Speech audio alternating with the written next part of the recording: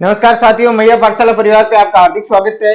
और आज का अपना जो सेशन है वो है सेकेंड ग्रेड का जो एसएसटी का पेपर है, उसमें जो इकोनॉमी का या अर्थशास्त्र का जो पोर्शन है, सेकेंड ग्रेड एसएसटी।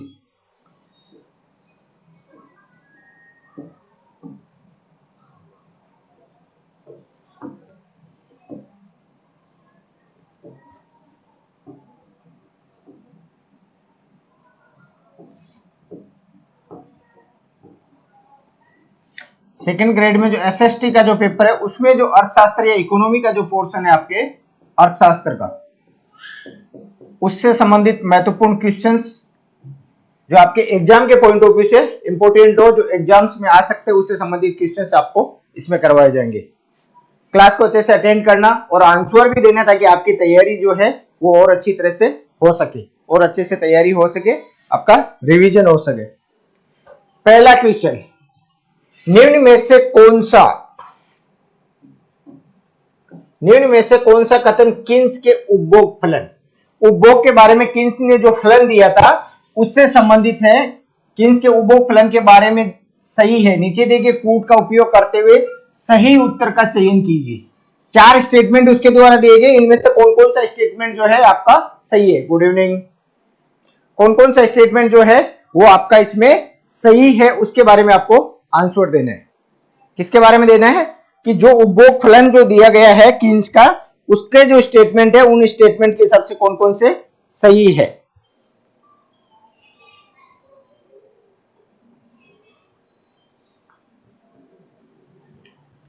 पहले है मौद्रिक उपभोग। मौद्रिक आय का स्तर फलन होता है। मौद्रिक उपभोग कभी भी मौद्रिक आय का स्तर फलन नहीं हो सकता, क्योंकि फ्लक्चुएट होता है, हमेशा चेंज होता रहता है, स्तर नहीं रहता है। उपभोग की सीमांत प्रवृत्ति मार्जिनल जो कॉन्सेप्ट है वो और धनात्मक तथा 1 से कम होती है। सीमांत प्रवृत्ति हमेशा धनात्मक ही होगी, क्योंकि जैसे ही नेगेटिव में जाएगा वहां पे इंसान उपभोग है उसको बंद कर देगा, तो हमेशा 1 से कम तथा धनात्मक होगी। दीर्घकालीन एमपीसी अल्पकालीन एमपीसी से अधिक होती है। जो लॉन्ग टर्म जो एमपीसी जो सीमांत प्रवृत्ति जो होती है उपभोग की, वो जो शॉर्ट टर्म में होती है उससे ज्यादा होती है, क्योंकि शॉर्ट टर्म में क्या है कि फ्लक्चुएशन ज्यादा रहेगा। तो ये भी आपका स्टेटमेंट सही है।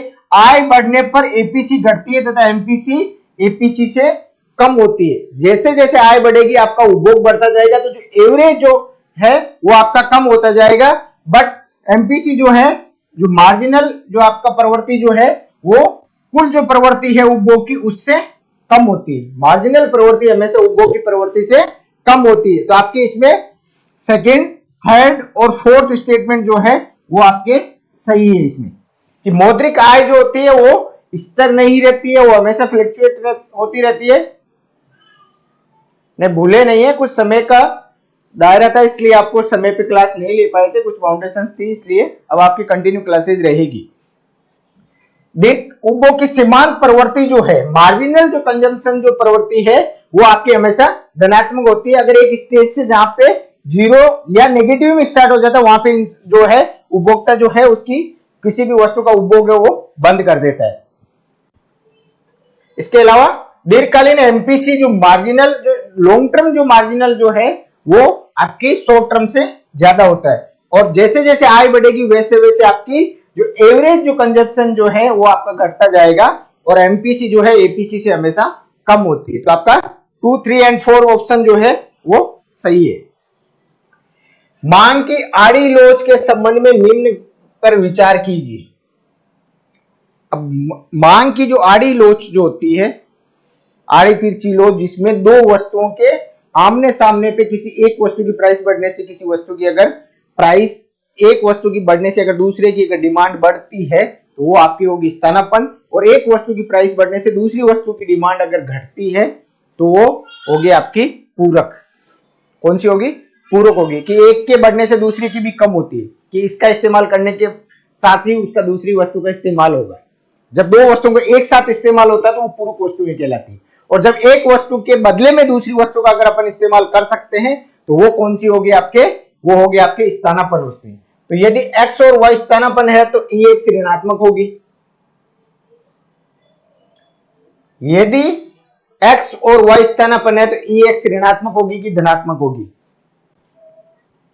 यदि x और y पूरक है तो ई एक्स वाई धनात्मक होती है, यदि x और y संबंधित नहीं है तो ई एक्स वाई बराबर 0 होती है। इनमें से कौन सा विकल्प आपका सही है? कौन सा विकल्प आपका सही है आड़ी तिरछी डिमांड में? आप लोग आंसर कीजिए।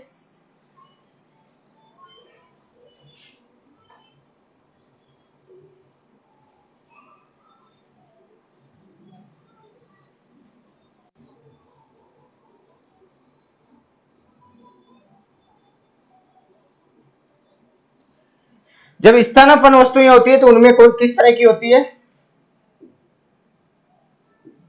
धनात्मक, और पूरक वस्तुओं में ऋणात्मक। तो पहले दोनों ऑप्शन आपके गलत हो गए। और x और y से अगर एक दूसरे से संबंधित है नहीं है तो किसी एक की प्राइस बढ़ने से दूसरे की प्राइस और दूसरे की प्राइस बढ़ने से पहले की प्राइस में कोई फर्क नहीं पड़ेगा, इसलिए वो हमेशा 0 रहेगी। तो आपका केवल सी है वो सही है, फोर्थ ऑप्शन आपका सही है। x और y अगर स्थानापन्न है तो धनात्मक, और अगर पूरक है तो ऋणात्मक उनके पास में उनमें इलास्टिसिटी रहेगी। निम्न में से उस सही विकल्प का चयन कीजिए जो सतत विकास लक्ष्यों की संख्या, इसके घोषणा वर्ष तथा लक्ष्य उपलब्धि वर्ष को क्रमशः दर्शाता है।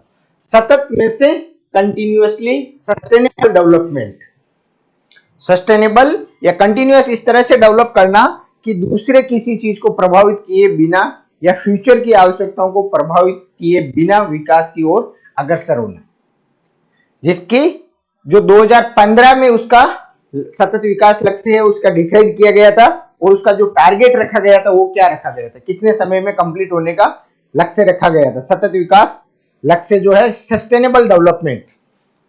तो सस्टेनेबल डेवलपमेंट में टोटल जो लक्ष्य थे वो 17 थे 2015 से, और 2030 तक उसको कंप्लीट करने का टारगेट के साथ में सतत विकास लक्ष्य है वो शुरू किया गया था। तो 17 लक्ष्य 2015 से स्टार्ट 2030 तक कंप्लीट करना है उसको। बेरोजगारी की सामान्य स्थिति क्या कहलाती है? पहली है आपके छिपी हुई बेरोजगारी, जिसमें आप रोजगार में है कि नहीं है कुछ पता ही नहीं चल रहा है, कुछ रोजगार में है कि नहीं है, बिल्कुल सही है। दूसरा चक्रीय बेरोजगारी, जो मौसम के अनुसार जो व्यापार चक्कर जो चलते हैं, जिसमें एक बार किसी इंडस्ट्री के डेवलपमेंट के लिए स्टार्टिंग फेज होता है, उसके बाद में उसका बूम फेज होता है, उसके बाद में डिक्लाइन फेज आता है। तो जब वो व्यापार चक्रों के कारण अगर किसी को बेरोजगारी होती है तो उसको चक्रीय बेरोजगारी कहते हैं। घर्षणात्मक बेरोजगारी, घर्षणात्मक बेरोजगारी मीन्स कि इस तरह की बेरोजगारी जिसमें आप एक तरह से छिपी हुई बेरोजगारी का सेकंड प्रारूप एक तरह से मान सकते हो। और चौथी आपकी खुली हुई बेरोजगारी जो है वो सामान्य स्थिति रहती है, जिसमें आपको पता ही नहीं चल रहा कि बेरोजगार हो कि नहीं हो, एक ओपन स्टेज जो सबके लिए लागू होती है उस तरह की स्थिति। भारतीय परिप्रेक्ष्य में निम्न कथनों पर विचार कीजिए। M2 बराबर M1 प्लस बैंकों के पास सावधि जमा, M3 को समग्र मौद्रिक संसाधन भी कहा जाता है। इनमें से कौन सा सही है या दोनों सही है? पहले आप M1 ले लीजिए, currency circulated in market, demand deposit with banks plus other deposit with RBI, ये आपका रहेगा M1। उसके बाद में आपका रहेगा M2, और फिर आता है आपका M3। इसको क्या बोलते हैं? नैरो मनी, संकीर्ण मुद्रा या नैरो मनी, संकीर्ण मुद्रा M1 को। M3 जो आपका रहेगा, M3 जो रहेगा, M3 को क्या बोलते हैं? व्यापक या ब्रॉड मनी, व्यापक मुद्रा या broad money. M2 means M1 plus post office saving deposit, post office saving deposit जो रहेगी, post office saving account. M3 जो रहेगा वो रहेगा M1 plus time deposit of banks. तो इसमें से कौन सा ऑप्शन सही है आपके? M2 बराबर M1 प्लस बैंकों के पास सावधि जमा नहीं है। M1 plus post office saving bank deposit जो है उसके बाद में आपका M1 आएगा। तो पहला ऑप्शन आपका गलत हो गया। M3 को समग्र मौद्रिक संसाधन भी कहा जाता है या व्यापक या ब्रॉड मनी भी इसको कहा जाता है, बिल्कुल सही है। तो इसमें एक ही स्टेटमेंट जो है वो बी आपका सही स्टेटमेंट है, M3। मार्केट में मनी की सप्लाई को मापने के लिए आरबीआई के द्वारा ये दोनों टूल्स काम में लिए जाते हैं। M1 और M2, M3 और M4 चार है, जिसमें से जो नॉर्मली आरबीआई के द्वारा ज्यादा यूज किया जाता है वो M1 और M3। सबसे ज्यादा लिक्विडेट M1 को माना जाता है और सबसे कम लिक्विडेट जो है वो M4 को माना जाता है। M1 में currency circulated in market plus demand deposit with banks plus other deposit with RBI. M2 means कि M1 plus post office saving bank deposit. M3 means कि M1 plus time deposit with banks, उसका total. M1 को संकीर्ण मुद्रा और M2 को व्यापक मुद्रा कहा जाता है। सूची 1 का सूची 2 से मिलान करें तथा इनके नीचे दिए हुए कूट का उपयोग करते हुए सही उत्तर का चयन करें। यह आपका स्टैटिस्टिक्स से संबंधित प्रश्न है। स्टैटिस्टिक्स से संबंधित प्रश्न है। इसमें समांतर माध्य, माध्यिका और बहुलक की डेफिनेशन क्या है उससे संबंधित है। आप लोग आंसर कीजिए, इस क्वेश्चन का आंसर कीजिए आप। समांतर माध्य, समांतर माध्य एक तरह से एवरेज होता है। किसी भी सारणी का या बंटन का जो एवरेज होता है वो समांतर माध्य कहलाता है। तो ये समांतर माध्य मींस कि वह केंद्रीय प्रवृत्ति का सुस्तर मापक जो होता है उसको समांतर माध्य अपन कहते हैं। जैसे एवरेज है उसका एक तरह से प्रतिनिधित्व सेंट्रल का प्रतिनिधित्व करता है। माध्यिका मींस कि बटन को दो समान भागों में, माध्यिका क्या होती है कि जो भी आपको सारणी दी गई है उसके जो बीच का पॉइंट होता है उसको माध्यिका बोलते हैं, कि आधा नीचे आधा ऊपर, तो वो होगा आपका दो बराबर भागों में विभाजित करने को माध्यिका। और बहुलक वह श्रेणी का सर्वश्रेष्ठ प्रतिनिधित्व करता है, जो सबसे ज्यादा बार रिपीट होती है जो संख्या उसको अपन बहुलक कहते हैं। तो जो सबसे ज्यादा अच्छे से प्रतिनिधित्व जो बंटन का या सारणी का करते हैं वो होता है आपका बहुलक। तो फर्स्ट में आपका आएगा 2, सेकंड में आपका आएगा 1 और थर्ड में सी में थर्ड। ये आपका ऑप्शन सही है। समांतर माध्य मींस कि केंद्रीय प्रवृत्ति का सुस्तर मापक। बंटन माध्यिका मींस कि दो समान भागों में विभाजित करना, और बहुलक मींस कि सर्वश्रेष्ठ प्रतिनिधित्व दर्शाना उस पर्टिकुलर सारणी का। नेक्स्ट, मनरेगा के संबंध में निम्न कथनों पर विचार कीजिए। मनरेगा महात्मा गांधी राष्ट्रीय रोजगार ग्रामीण रोजगार गारंटी कार्यक्रम जो है उसके बारे में सही कथन कौन सा है? इसकी शुरुआत 2006 में हुई थी। इसके तहत एनआरईपी और आरएलजीपी का विलय करके मनरेगा की शुरुआत की गई थी। तो पहला ऑप्शन भी सही है, दूसरा ऑप्शन जो आपका है वो भी सही है। ए और बी दोनों सही है मनरेगा के संबंध में, कि मनरेगा की शुरुआत जो है वो 2006 में की गई थी और पहला ऐसा कार्यक्रम है जिसमें गारंटीड आपको रोजगार प्रोवाइड करने के लिए कानूनन प्रावधान दिया जाता है कि मिनिमम 100 डेज का आपको मिलेगा। यदि बहुत अधिक मुद्रा बहुत कम सामान का पीछा करती है तो इसके परिणाम स्वरूप होने वाली मुद्रास्फीति क्या कहलाती है? इस तरह की मुद्रास्फीति जिसमें आपके पास में पैसे ज्यादा होने के बाद में भी सामान बहुत कम खरीदा जाता है। 2005 में नहीं, 2006 में शुरुआत हुई थी। 2005 कानून बना था, अधिनियम जो 2005 है, स्टार्टिंग 2006 में हुई थी इसकी। तो यदि बहुत अधिक मुद्रा लेकर बहुत सारे पैसे लेके जाते हो और फिर भी आपको बहुत कम सामान मिलता है, टोकरी भर के पैसे ले जाते हो और थोड़ा सा सामान जेब में रख के लेके आओ, उतना सामान ही मिलता है, तो उस तरह की मुद्रास्फीति या इन्फ्लेशन को क्या कहा जाता है? स्टैगफ्लेशन जो है वो महंगाई प्लस मंदी या बेरोजगारी दोनों का मिश्रित स्वरूप होता है। महंगाई प्लस मंदी दोनों का स्वरूप जो होती है वो होती है स्टैगफ्लेशन। ऐसी स्थिति जिसमें महंगाई भी है और उसके साथ साथ में मंदी भी है। नॉर्मली जो अर्थशास्त्र के नियम है उनके अनुसार अगर महंगाई बढ़ती है तो आपके रोजगार के संसाधन भी बढ़ेंगे, क्योंकि वस्तुओं की डिमांड होगी, वस्तुओं की डिमांड होगी तो इंडस्ट्री के अंतर्गत रोजगार बढ़ेंगे, प्रोडक्शन बढ़ाना होगा, प्रोडक्शन बढ़ाने के लिए उसको अतिरिक्त लेबर की आवश्यकता, और अतिरिक्त लेबर की अगर आवश्यकता होगी तो रोजगार बढ़ेगा। इस तरह की स्थिति को अपन क्या बोलेंगे, स्टैगफ्लेशन कंडीशन। मांग प्रेरित मुद्रास्फीति, मांग प्रेरित मींस की इस तरह की इन्फ्लेशन जिसमें डिमांड की ज्यादा की जाती है तो वस्तुओं की प्राइस से बहुत ज्यादा बढ़ जाती है। लागत जनित मुद्रास्फीति मींस की जो रॉ मटेरियल यूज किया जाता है किसी वस्तु को बनाने के लिए, या उसकी लेबर या किसी तकनीकी उसमें परिवर्तन के कारण अगर वस्तुओं की प्राइस बढ़ जाती है तो आपकी लागत जनित मुद्रास्फीति होगी। तो अगर अधिक मुद्रा आपके पास में है तो आप ज्यादा सामान की डिमांड करोगे, और ज्यादा सामान की डिमांड करोगे तो आपके वस्तुओं की प्राइस से बढ़ेगी, तो ज्यादा मुद्रा होते हुए भी आप कम वस्तुएं खरीद पाओगे, तो मांग प्रेरित मुद्रास्फीति कहलाएगी। क्या कहलाएगी, मांग प्रेरित। क्यों, क्योंकि जब आपके पास में पैसा होगा तो ही आप किसी वस्तु की डिमांड करोगे, और वस्तु की डिमांड करोगे तो उसकी प्राइस बढ़ेगी, तो ज्यादा पैसा होते हुए भी आप कम वस्तुएं खरीद पाओगे क्योंकि उसकी मांग बढ़ने के कारण उसकी प्राइस भी इंक्रीज हुई है, इन्फ्लेशन भी बढ़ा है। नेक्स्ट, निम्न में से किस संकेतक को जीवन के भौतिक गुणवत्ता सूचकांक के निर्माण में सम्मिलित नहीं किया जाता है।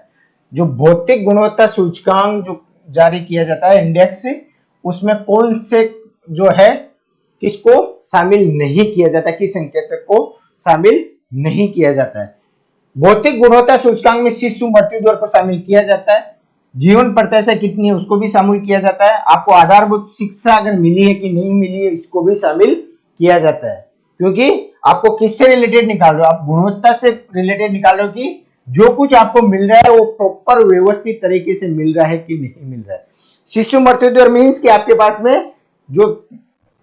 में है जो हेल्थ या जो आपके पास में इसकी मेडिकल फैसिलिटी किस तरह की उससे संबंधित है। जीवन प्रत्याशा मतलब कि आपकी लाइफस्टाइल और आपको मिलने वाला जो इन्वायरमेंटल और मेडिकल फैसिलिटीज कैसी है कि आप कितना लंबा जी सकते हो।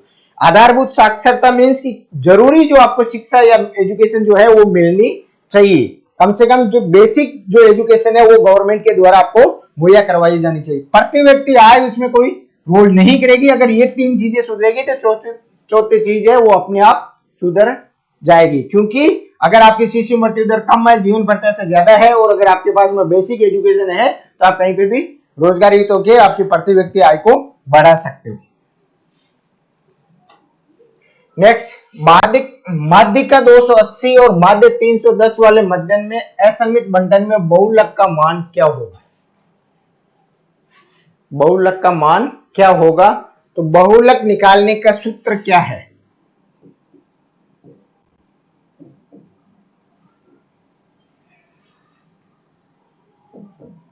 बहुलक निकालने का सूत्र क्या है, 3m माइनस 2x, 3 माध्य माइनस 2 समांतर माध्य, तो 3 इंटू 280 माइनस 2 इंटू 310,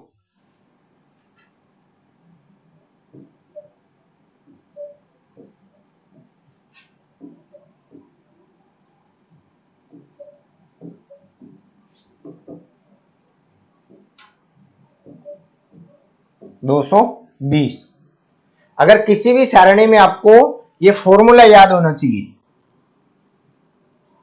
बहुलक बराबर 3 माध्यिका इंटू 2 गुणा समांतर, या माध्य भी कह सकते हो, समांतर माध्य या माध्य कह सकते हो इसको। अगर ये फॉर्मूला अगर आपको याद है तो इनमें से कोई भी दो अगर दिया हुआ तो तीसरी को आप कैलकुलेटेड कर सकते हो कि 3m minus 2x, 3 into 280 minus 2 into 310, 840 minus 620 equal to 220 जो है वो आपका आंसर हो जाएगा। बहुलक कितना होगा, 220।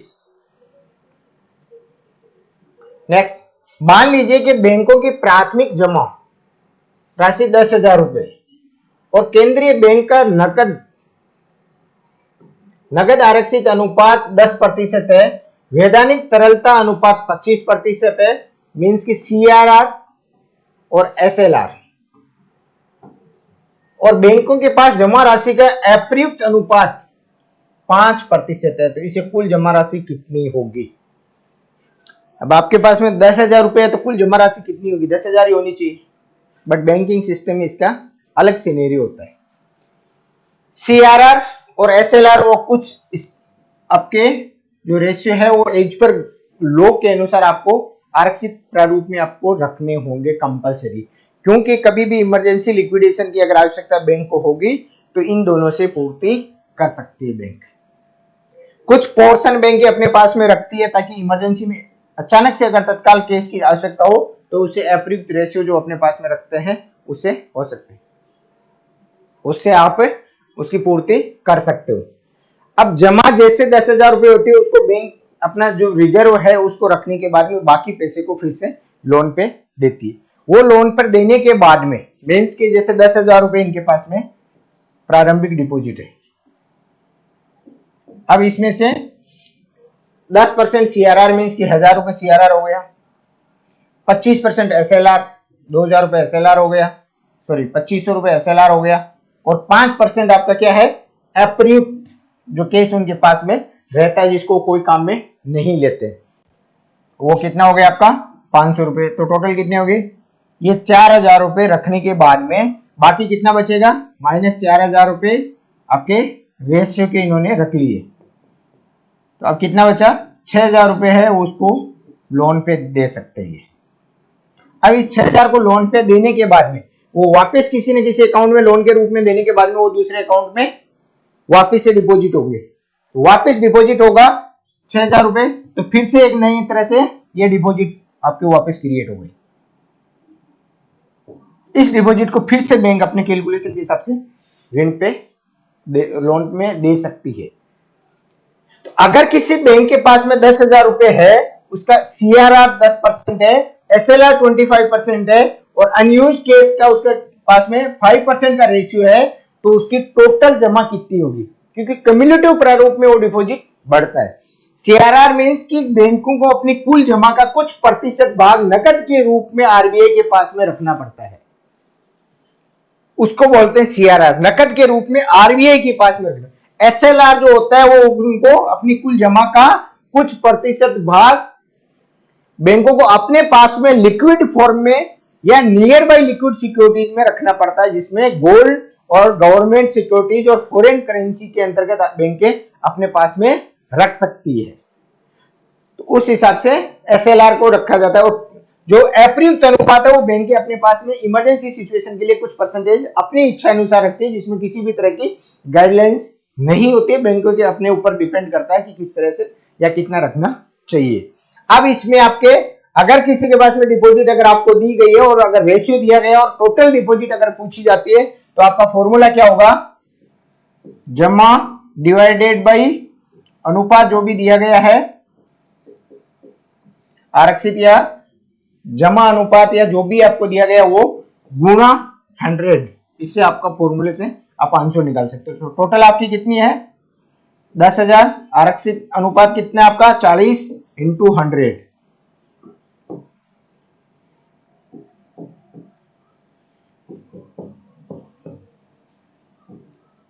25,000। तो आपकी कुल जमा राशि कितनी है? 25,000। कितनी है कुल जमा राशि आपकी? 25,000। यदि सरकार एक्स वस्तु पर उत्पाद शुल्क लगाती है तो उससे क्या फर्क पड़ेगा?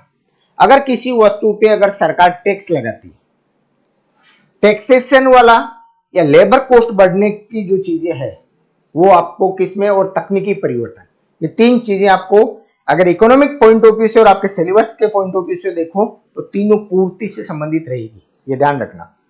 तकनीकी परिवर्तन, शुल्क बढ़ाना या टैक्सेशन बढ़ाना, या लेबर चार्ज या अगर लेबर की कॉस्टिंग बढ़ जाती है तो वो किससे संबंधित रहेगी? आपके पूर्ति से संबंधित रहेगी। पहली चीज तो ये ध्यान रखना, किससे संबंधित रहेगी? पूर्ति से। तो एक्स के मांग और पूर्ति वक्रों में कोई परिवर्तन नहीं होगा, जहां पे मांग वर्ड आ गया वहां पे खत्म हो गया। यहाँ पे भी मांग वक्र, ये दो ऑप्शन आपके खत्म हो गए। क्वेश्चन कैसे अटेंड करना है एग्जाम में वो चीज बता रहा हूं मैं आपको, कि जहां पे भी किसी वस्तु की लागत, तकनीकी परिवर्तन या टैक्सेशन बढ़ने या कम होने के कारण अगर कोई प्रभाव पड़ेगा तो वो केवल किस पे पड़ेगा? पूर्ति पे प्रभाव पड़ेगा। किस पे पड़ेगा? पूर्ति पे प्रभाव पड़ेगा।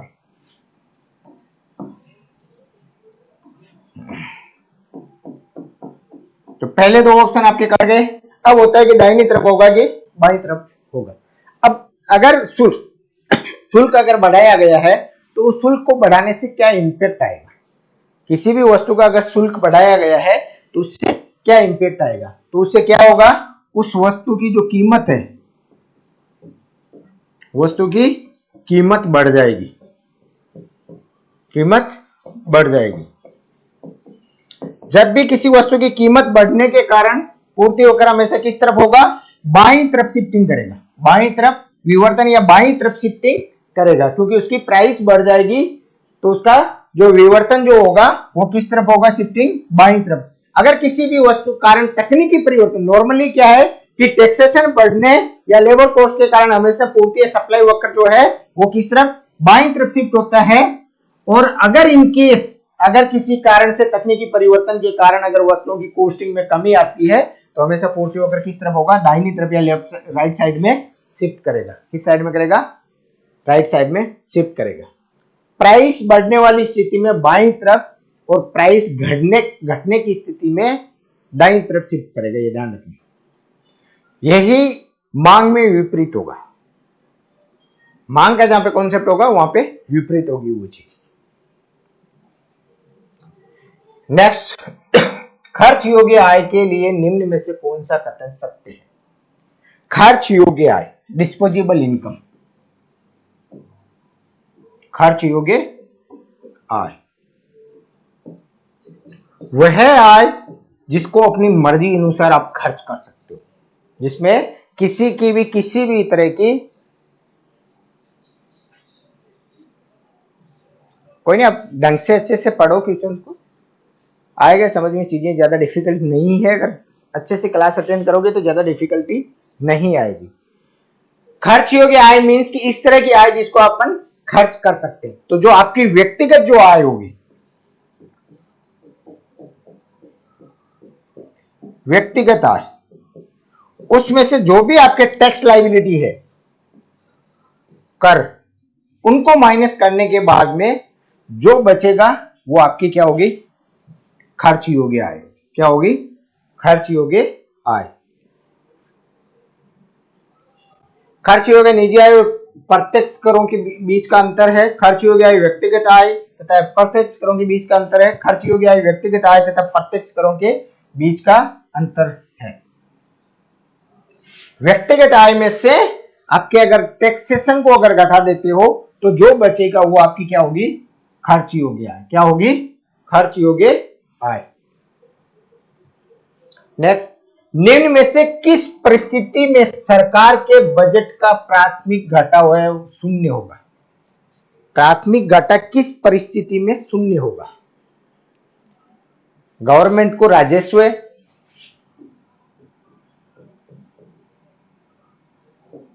राजकोषीय, और प्राथमिक घाटा, ये तीन तरह के बजट में घाटे दिखाए जाते हैं। राजस्व, राजकोषीय और प्राथमिक घाटा। राजस्व घाटा मीन्स की राजस्व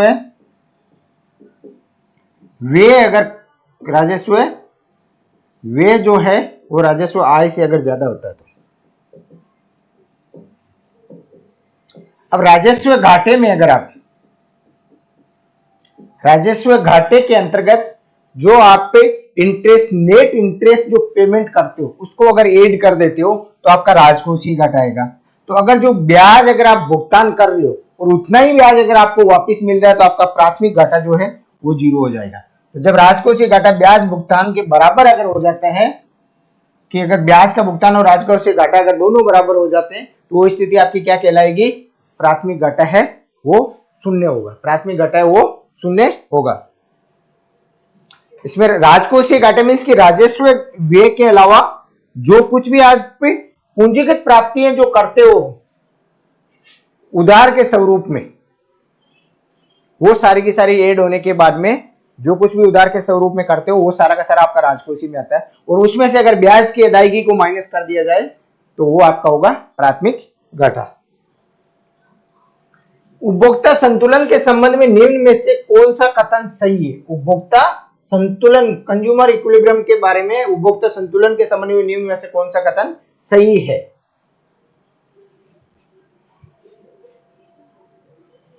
तटस्थ वक्र का ढाल बजट रेखा की ढाल से कम होता है, गलत है। वस्तुओं के लिए उपभोक्ता का मूल्यांकन बाजार मूल्यांकन से अधिक होता है, कोई जरूरी नहीं है। तटस्थ वक्र का ढाल बजट रेखा की ढाल से अधिक होता है, नहीं है, हमेशा बराबर होता है। बजट रेखा का और तटस्थ वक्र का ढाल है वो हमेशा बराबर होता है। दोनों का ढाल है वो बराबर होता है। भारत में मुद्रा की पूर्ति का निम्न में से कौन सा माप सर्वाधिक तरल है?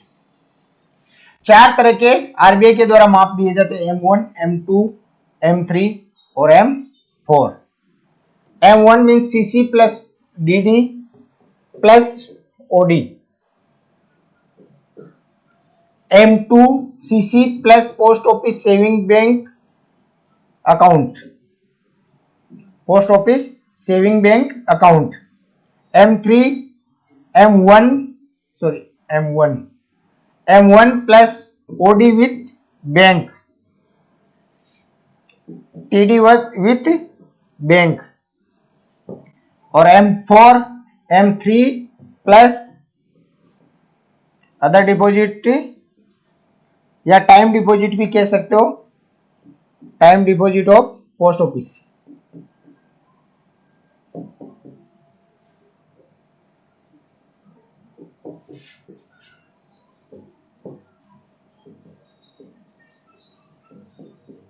पोस्ट ऑफिस सबसे तरल माप कौन सा है? तो सबसे लिक्विड जो माना जाता है वो M1 को माना जाता है, उसके बाद में सेकेंड M2 और उसके बाद में M3। M1 को लिक्विड के साथ साथ में संकीर्ण मुद्रा भी बोलते हैं, संकीर्ण मुद्रा। और M3 को है वो व्यापक मुद्रा भी बोला जाता है। अर्थव्यवस्था में मनी की सप्लाई को मापने के लिए यही दो टूल्स M1 और M3 को सबसे ज्यादा यूज किया जाता है। तो सर्वाधिक तरल जो होता है वो M1 होता है, मींस की currency circulated in market, demand deposit with banks and other deposit with RBI, जो टाइम डिमांड करने पे दे हो, डिमांड देने पर जब भी डिमांड करे उस समय अगर दे सके, इस तरह की डिपॉजिट जो अदर बैंक डिपॉजिट बैंक्स के आरबीआई के पास में होती है वो। तो सबसे ज्यादा लिक्विड जो है वो आपका M1 है। किसी ऋणात्मक ढाल के सरल रेखे मांग वक्र पर दाएं से बाएं ऊपर की ओर विचरण करने पर मांग की कीमत लोच क्या होगी? बाएं से दाएं की ओर ये आपका मांग वक्र है, इसमें बाएं से दाएं की ओर अगर विचरण करता है अगर मांग वक्र, तो किस तरह की स्थिति मानी जाएगी, या उसमें विचरण करने पर मांग की कीमत लोच क्या होगी? तो जैसे जैसे ये आगे बढ़ेगा वैसे वैसे उसकी कीमत लोच क्या है वो बढ़ती जाएगी। जैसे जैसे आगे जाता जाएगा वैसे वैसे उसकी कीमत लोच है वो बढ़ती जाएगी। कौन सा समझ नहीं है आपको? क्वेश्चन बोली। बिल्कुल सही आंसर आपका, कि जैसे जैसे डिमांड बढ़ेगी, डिमांड का जो है वो वक्र जैसे जैसे अगर आप बाएं से दाईं ओर शिफ्टिंग होगा तो मांग लोच जो है वो बढ़ेगी, कीमत लोच। और जैसे जैसे नीचे की ओर डाउन होगा वैसे वैसे आपकी कम होती जाएगी, वैसे वैसे आपकी कम होती जाएगी। मांग की आय लोच शून्य होगी यदि आय में दिया गया परिवर्तन, मांग की आय लोच शून्य किस स्थिति में होगी? यदि आय में दिया गया परिवर्तन मांगी गई मात्रा के अनुपातिक परिवर्तन से अधिक होता है तो वो लोचदार हो कहलाएगी। मांगी गई मात्रा में समान अनुपातिक परिवर्तन लाता है तो इकाई के बराबर लोच कहलाती है। मांगी गई मात्रा में अनुपातिक परिवर्तन से कम परिवर्तन होता है तो कम लोचदार मानी जाती है। बट अगर मांग में परिवर्तन ही नहीं लाता है तो वो मांग की आय लोच शून्य कहलाएगी, चाहे कीमत में या मांग में कुछ भी परिवर्तन हो। 16 में क्या डिफिकल्टी है आपको? इसमें क्वेश्चन क्या पूछा है कि सर्वाधिक तरल कौन सा है? सबसे ज्यादा तरल मींस की जिसको आसानी से आप करेंसी में कन्वर्ट कर सके, जिसको इजीली पैसों में कन्वर्ट कर सके, उस कंडीशन को तरल स्थिति बोला जाता है। आरबीआई के द्वारा मनी की सप्लाई को मापने के लिए 4 टूल्स काम में लिए जाते हैं, M1, M2, M3 and M4। M1 सबसे ज्यादा तरल इसलिए माना जाता है क्योंकि M1 में शामिल कंपोनेंट्स कौन कौन से हैं? Currency circulated in market, demand deposit with banks means कि जो मांगने पे दे हो, और तीसरा अदर डिपॉजिट विथ आरबीआई, जो आसानी से उपलब्ध हो सके इस तरह की। तो सबसे ज्यादा लिक्विड इसको माना जाता है। उसके बाद में M2 में पोस्ट ऑफिस की सेविंग बैंक को जोड़ देते, क्योंकि पोस्ट ऑफिस के बचत खाते से पैसा निकालना बैंक के मुकाबले डिफिकल्ट होता है, बैंक के मुकाबले थोड़ा सा समय अतिरिक्त लगता है। उसके बाद में M3 में M1 के अंदर अगर आप टाइम डिपॉजिट जो बैंकों के साथ में उसको अगर विलय करते हो तो आपका M3 आएगा। और आरबीआई के द्वारा जो टूल्स काम में लिए जाते हैं M1 और M3 को लिए जाते हैं।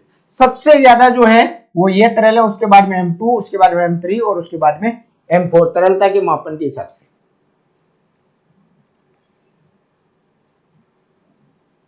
नेक्स्ट, निम्न कथनों पर विचार करें।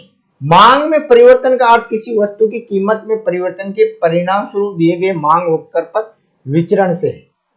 मांगी गई मात्रा में परिवर्तन किसी वस्तु के संपूर्ण मांग वक्र में विवर्तन से है, जो किसी व्यक्ति की मौद्रिक आय या रुचियों या अन्य वस्तुओं की कीमतों में परिवर्तन के परिणाम स्वरूप होती। अब इनमें से दोनों में से कौन सा स्टेटमेंट सही है?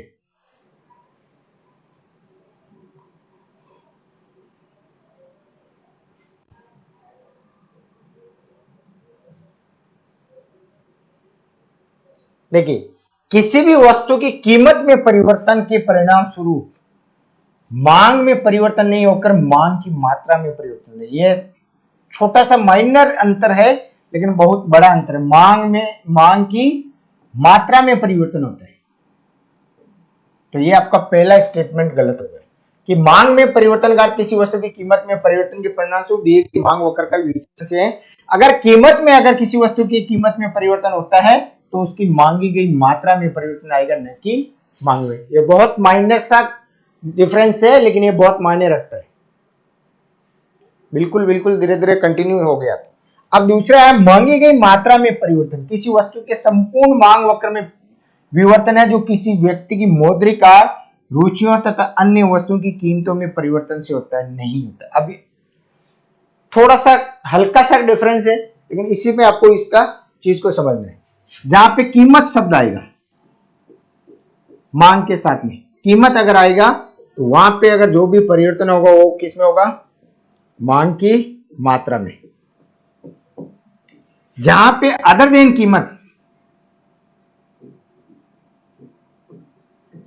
कीमत के अलावा,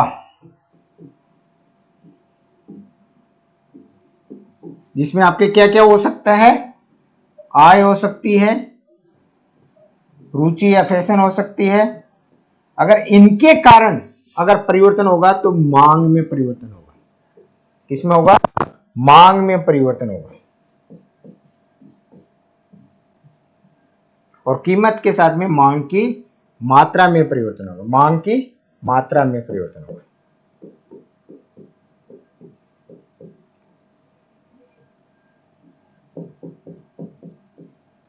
छोटा सा माइनर डिफरेंस है, इसको अच्छे से याद रखना कि जहां पे भी कीमत शब्द जुड़ा हुआ है तो उसके साथ में मात्रा शब्द चाहिए। एनी हाउ, जहां पे भी मौद्रिक आय, रुचि या किसी अन्य वस्तुओं के या किसी भी कारण से अगर परिवर्तन आता है तो वहां पे मात्रा शब्द इस्तेमाल नहीं होगा। सिंपल तरीका, कोई डेफिनेशन कुछ चीज याद रखने की जरूरत नहीं है। अगर मांग की लोच निकालने का अगर कोई भी तरीका कहीं पे भी आता है परिवर्तन का, तो जहां पे कीमत के साथ में अगर जोड़ा जाता है तो उसमें मात्रा शब्द आएगा, और अदर देन कीमत जो भी होगा उसमें क्या आएगा? आपके मांग की मात्रा में परिवर्तन आएगा, मांग में परिवर्तन आएगा। और जहां पे कीमत के साथ में होगा वहां मात्रा में परिवर्तन होगा। तो आपके दोनों स्टेटमेंट है वो गलत है। बहुत शानदार क्वेश्चन है ये। छोटा छोटा माइनर डिफरेंस है, लेकिन समझने के लिए बहुत बड़ी चीज है कि किस तरीके से अपन उस डिफरेंशिएट कर सकते हैं एक दूसरे से, कि जहां पे भी कीमत के साथ में उसको अगर लिंक किया जा रहा है तो वो आपका रहेगा, क्या रहेगा? मांग की मात्रा में परिवर्तन। और जहां पे कीमत नहीं है तो वहां मांग में परिवर्तन से संबंधित होगा। तो इसमें परिवर्तन दिया है, मात्रा नहीं दिया, कीमत दिया है, तो आपका स्टेटमेंट गलत है। यहाँ पे आपके आय और रुचि दिया है, यहाँ पे मात्रा शब्द दिया, तो वो भी आपका स्टेटमेंट गलत हो गए। भारत श्रीलंका मुक्त व्यापार समझौता निम्नलिखित में से किस वर्ष लागू हुआ था?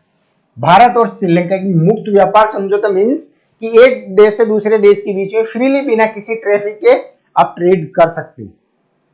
जो अभी वर्तमान में जो अमेरिका की तरफ से, ट्रंप की तरफ से बार बार जो स्टेटमेंट आ रहा है कि हम ट्रैफिक ड्यूटी बढ़ाएंगे, वो व्यापार को बाधित करने की जो संभावनाएं चल रही है, उसके बीच में ये चीज मुक्त व्यापार समझौता मीन्स कि एक दूसरे देश के बीच में, जिनके बीच में समझौता होता है, उनके बीच में आसानी से व्यापार हो सके, आसानी से बिना किसी बाधा के, बिना किसी ट्रैफिक के व्यापार कर सके। तो 2000 में भारत और श्रीलंका के बीच में मुक्त व्यापार समझौता हुआ था।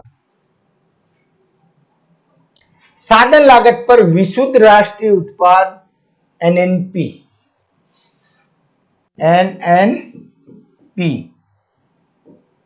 किस पे? साधन लागत, एक फैक्टर कॉस्ट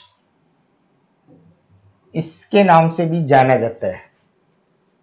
जीडीपी की कैलकुलेशन जो की जाती है वो फैक्टर कॉस्ट पे जो कैलकुलेशन की जाती है साधन लागत पर और एक बाजार कीमत पर।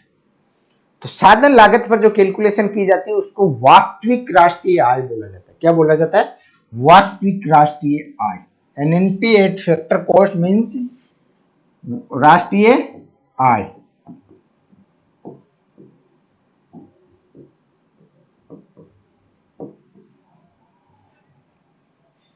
नेक्स्ट, उपभोक्ता की सीमांत प्रवृत्ति बराबर होती है। सीमांत मार्जिनल जो प्रवृत्ति जो होती है वो किसके बराबर होती है? उपभोक्ता की सीमांत प्रवृत्ति किसके बराबर होती है? उपभोक्ता की सीमांत प्रवृत्ति हमेशा उसके उपभोग में उसकी आय के कारण होने वाले परिवर्तन के बराबर होती है। अगर किसी भी वस्तु, अगर उपभोक्ता की अगर किसी भी तरह का अगर उपभोग में परिवर्तन होगा तो वो किसके कारण होगा? अगर उसकी इनकम बढ़ेगी।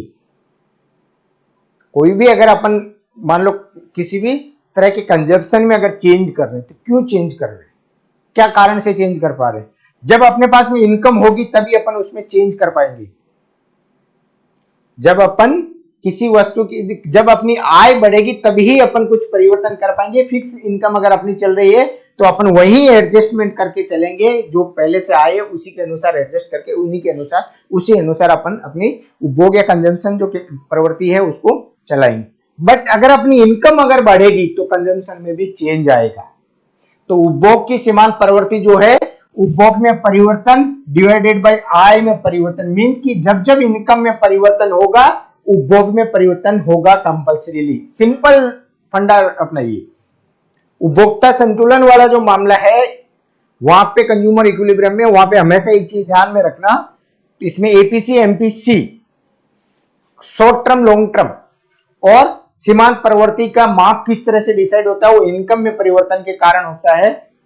उसके कारण, किसके कारण होता है? इनकम में जैसे परिवर्तन होगा वैसे उपभोग में परिवर्तन 100% आएगा। अगर इनकम कम होगी तो नेगेटिव तरीके से, अगर इनकम बढ़ेगी तो पॉजिटिव तरीके से आपका इंपैक्ट आएगा। बट परिवर्तन हमेशा आय में होने पर ही उपभोग में परिवर्तन आएगा। यदि मांग की आय लोच एक से अधिक व धनात्मक है तो वह वस्तु कौन सी है? आय की लोच एक से ज्यादा है,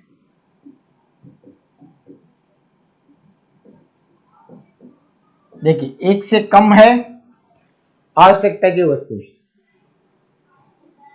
एक से ज्यादा है तो आपकी विलासिता की वस्तुएं जो होती है वो इस तरह की कैटेगरी में आती है कि जैसे जैसे इनकम बढ़ेगी वैसे वैसे अपना स्टेटस बढ़ेगा और वैसे वैसे अपन वस्तुओं की, बड़ी वस्तुओं की डिमांड करेंगे। तो जब भी यदि किसी मांग की आय लोच एक से अधिक और धनात्मक है तो वो वस्तु कौन सी होगी? विलासिता की वस्तुएं होगी। कौन सी होगी? विलासिता की वस्तुएं, जो आरामदायक स्थिति वाली लग्जरियस फीलिंग वाली जो है वो यहाँ पे लग्जरियस कंफर्ट यहाँ पे आएगा। अन्य बातें इस तरह रहते हुए एक वस्तु की कीमत गिरने के परिणाम को व्यक्त किया जाता है। इसका आंसर आप दीजिए। कीमत अगर गिर रही है तो उसका परिणाम क्या निकलेगा? मांग के संदर्भ में अगर किसी वस्तु की कीमत गिर रही है, कीमत कम हो रही है तो उसका क्या इंपैक्ट आएगा? मैं आपको थोड़ी देर पहले इसी से संबंधित क्वेश्चन बताया था, जो दो स्टेटमेंट रॉन्ग थे उसके बारे में, वही स्टेटमेंट से इसका आंसर निकलेगा।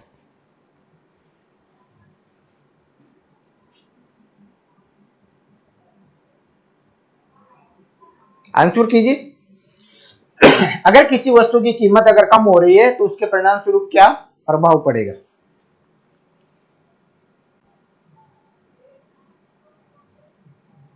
जहां पे भी कीमत शब्द आएगा, जी सही जा रहे हो, जहां पे भी कीमत शब्द आएगा पहली चीज तो वहां पे मात्रा शब्द रखना है आपको। तो ये दो ऑप्शन तो आपके वहीं पे कट हो गए। अब अगर कीमत कम हो रही है तो मांग में क्या होगा, बढ़ेगी, और कीमत बढ़ेगी तो मांग कम होगी। तो यहां पे कीमत में कमी हो रही है तो क्या होगा, मांगी गई मात्रा में विस्तार होगा, मांगी गई मात्रा में विस्तार होगा, बिल्कुल सही। कम नहीं होगी, ज्यादा होगी, मांगी गई मात्रा में विस्तार होगा।